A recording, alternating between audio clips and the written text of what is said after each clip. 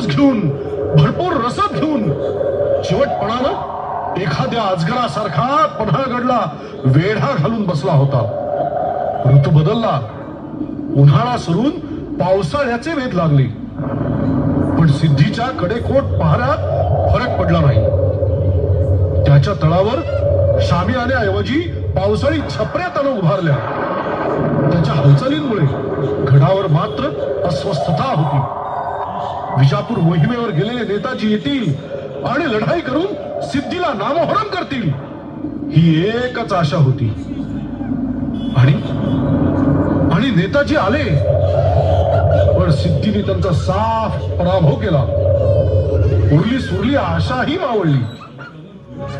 वेढा तोडून बाहेर पडणार कसं?